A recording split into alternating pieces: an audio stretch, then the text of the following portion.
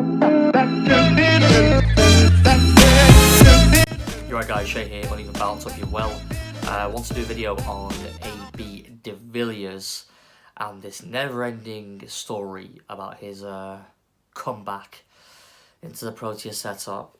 I am so sick of hearing about AB De Villiers, but might not be coming back into the team. He's been messing the Proteas around for a good 3 to 4 years now, let's be honest. I mean, since the Amler days, you know, I think to be honest, I think it all started with that World Cup that in 2015 and what happened there with the Flanders selection. I think he really lost faith in the administration at that point, and a lot of, you know, obviously articles that have come out from various people over the last couple of days since the news broke that he was obviously considering a return, and that management want him to come back. Now, when I read articles, I don't care who is, you know, writing it, obviously, there's plenty of writers out there, but I just generally ignore all the bullshit that's been written and just go straight to the quotes. That's what I do. I just want to know what the actual person who's been featured is actually saying themselves. So when I went to that, I was like, okay, let's just get to the quotes, you know, section. I was reading it, I was like, okay. So he talked a lot about the administration now, currently in, currently in office. Obviously, you've got Boucher, Callis is there, Graham Smith. Boucher and Smith, obviously, the two key men, director of cricket and coach. And obviously, Callis is there as the batting consultant. Is Paul Harris a spin consultant? I think he is.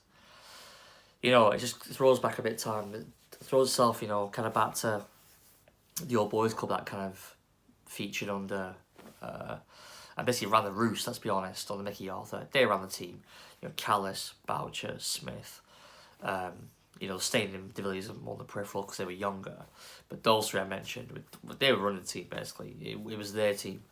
You know, and this kind of, you know, it's a kind of throwback to that. And the fact De Villiers is so, like, kind of, he seems very, I don't say gung-ho, but he seemed very buoyant about a return back to the Proteas setup.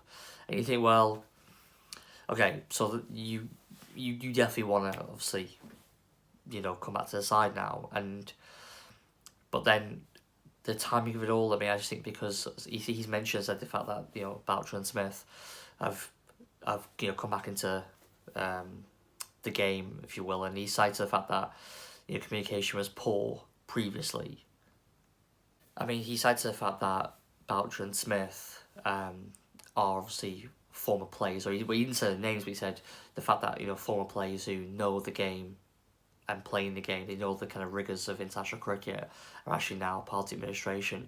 That's a lot more helpful, and communication's a lot easier. You know, it just smacks of, like, the old days of South African cricket from, like, 15, 18 years ago, you know. Less than 15 years ago, you could say.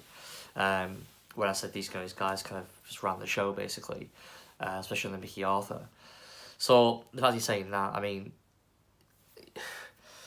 I know that is it Nkwe? I apologies, can't pronounce. Everyone knows. Drop in the comment section. But the you know, the former coach, you know, Nkwe. I know I've absolutely butchered that name, but anyway, the fact that he said, like, your Boucher kind of believes in earning, you know, your position. You know, the reality is the season's over fairly soon. Not too soon, but he's not going to play for Titans, let's be honest. He's going to obviously go, he's playing BBL at the moment for Brisbane, and he's going to go to the IPL and play for Bangalore. Then he might play Caribbean Premier League, but actually, to be fair, he might not. I think he's playing West Indies in, like, 5 T20s. He might play that series as a warm-up for the World Cup, because what I've read is most recently in the last few hours, that it's pretty much a showing now. He's going to get selected. He's going to mix up available for one, if not two, series, T20 series, leading up to the World Cup this year and playing it. I mean, I guess the question would be, is he that good that you have to consistently change and move and just cow this guy? Is he that good? He probably is. But you know what? South Africa, as they proved in this recent MSL, they've got a lot of good T20 players in there.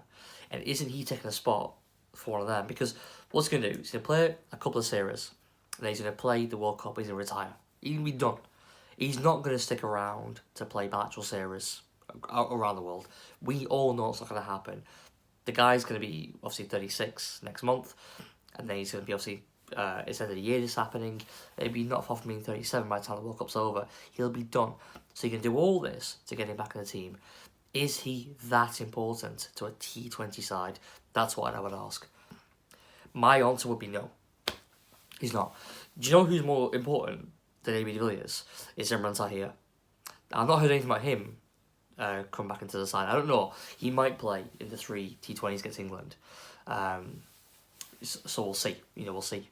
I hope so, because they need him a lot more than they need AB De Villiers. That I can promise you.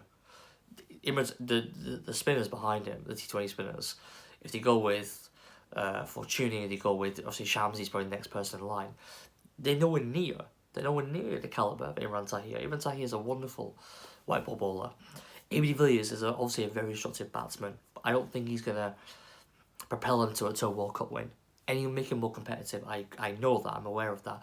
But maybe it's time now to blood these new guys. Because you know what? What's going to happen is, these people don't get opportunities. They'll piss off as well to England. They'll go somewhere else. They'll either get to New Zealand, Australia, whatever, but they'll leave. Just like they have. So, they need to look at people like Yama Malan. Reza Hendricks. Is he going to take one of their spots? They busting their nut for their franchises week in, week out. Week in, week out. Yama Malan is someone who could take that AB spot, and he might be thinking, what the hell, if AB plays? He's just going to basically make a spot for him just for a tournament, and then he's done. Do you know what I mean? So, if AB committed for next 2 to 3 years and committed and said that out, publicly, say that's what I'm doing, cool, bring him back. But if you're going to do all this just for one tournament, you need to have a look at yourselves, lads. You do. Because I don't agree with it. I really don't. He has pushed CSA from pillar to post. And the fact is now, his mates are in charge, and that he's thinking, okay, let me try and make another comeback. He was made himself available for the World Cup last year. You can't pick and choose and just wake up in the morning and say, you know what, shit, I want to play for Proteas again. Sorry, it doesn't work that way. To me, it was absolutely criminal that he didn't play that World Cup in the first place, because he should have been available anyway. I mean, retired when, 2018 was it? It wasn't too long before the World Cup. Was it back in 2018 did he retire? That video he issued. I mean, come on, man. I mean, it's like, it just begs belief, really. Like, now we're talking again about AB De Villiers coming back out of retirement to play for the Proteas. It's a joke. It's a joke. Someone should end this. So, I mean, here's my thoughts. You can see, I'm not, too best pleased about it, to be honest with you. I just feel like it takes a spot of someone who's busting their nut in domestic cricket, and he's not. He's flying around the world, and more power to him.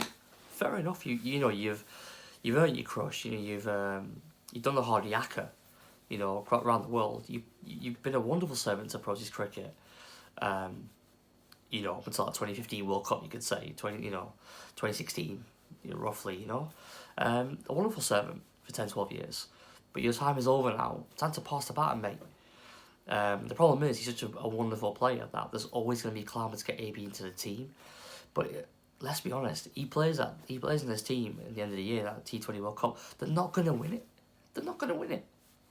Especially if you don't play Imran Tahir. They ain't going to win it. So, yeah, there's my thoughts. If you like the video, please like it, share, and most of all, subscribe. Alright, see you on the next one. Cheers.